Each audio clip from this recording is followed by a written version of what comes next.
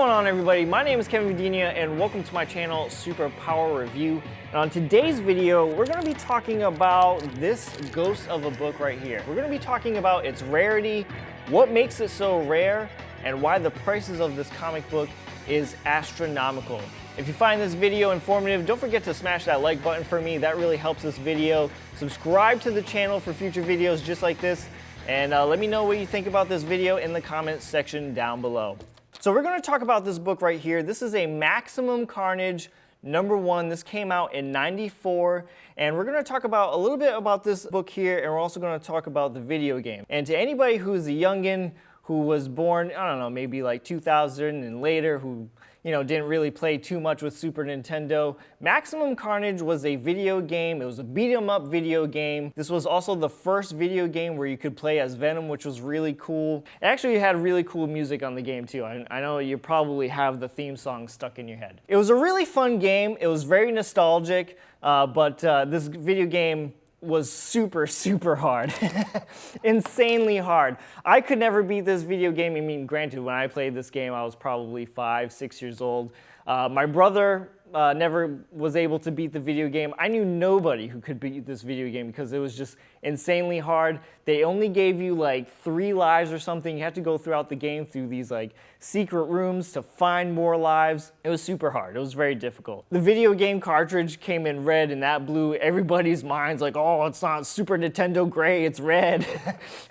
So, again, nostalgic wise, this video game was super cool. I recently played this video game maybe last week, and I forgot how insanely hard it was. But I am actually going to be playing this video game live tonight at 8:30 p.m. Eastern Standard Time. So if you want to see me completely fail at playing this video game, make sure you check it out.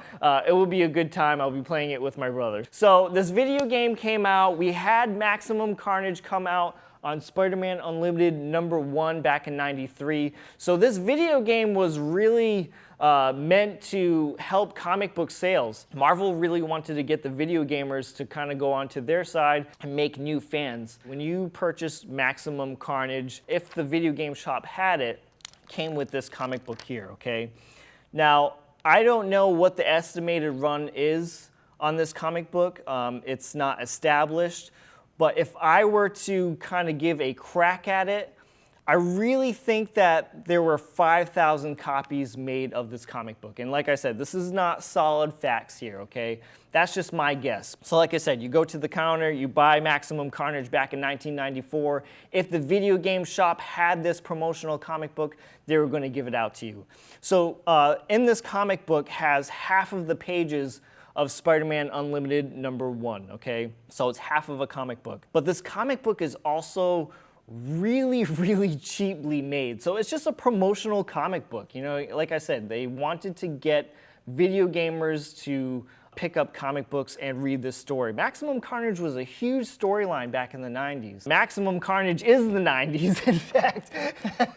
So, this was a really big storyline for Marvel back in the day. Like I said, it has half of the comic book of Spider-Man Unlimited #1, and the comic book is cheaply made, okay? So it's like a grade above tissue paper, if I can say that, okay? So when people got these comic books, they didn't really care about it. They didn't see the value in it. I mean, when you buy comic books, not a lot of people think they're going to be worth money someday, right? Until now. So these would get, scattered around. They would get beat up, damaged.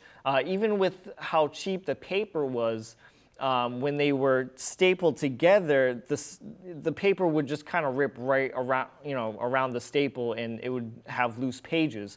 So again, we have a low print run, and the comic book is really hard to find in good condition. Now, with them being a low print run, of course, when people collected this comic book, they would, throw it in the trash, and like I said, it would get damaged. So who knows, how many of these are in circulation as well. So that's why it's super rare. So now I have a still of the CGC census, so we're going to pull that up, and this is going to really nail in the coffin on how rare this comic book really is, okay? We have 204 graded copies from CGC of this comic book. Just last week when I checked this, it was under 200. It was about 194 in the census, okay? So that really goes to show you how rare this comic book really is.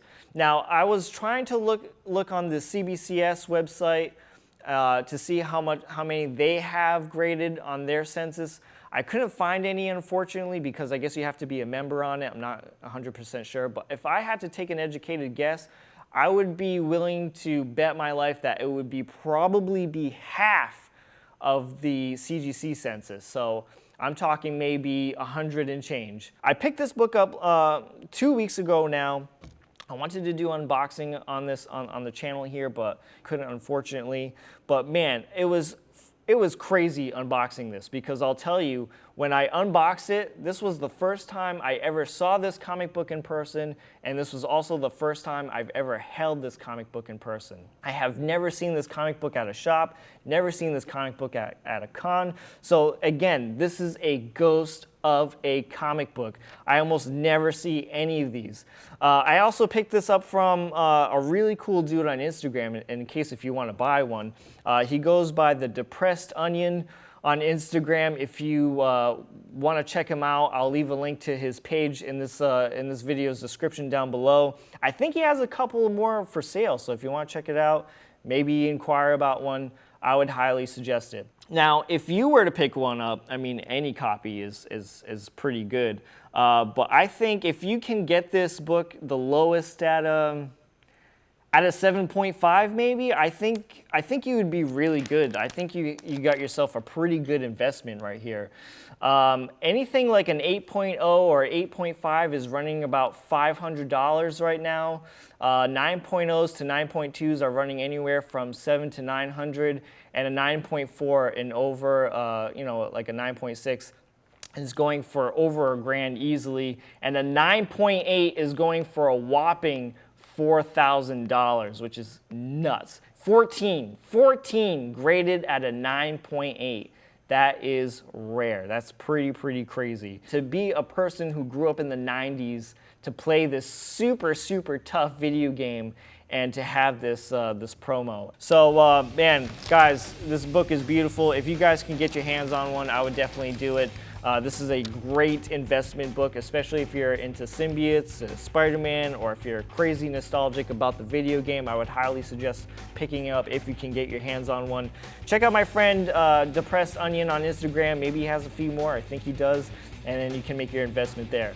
I'm Kevin Vidini for Superpower Review. I hope this video has been helpful for you. Don't forget to like, comment, and subscribe. And I will see you guys next time.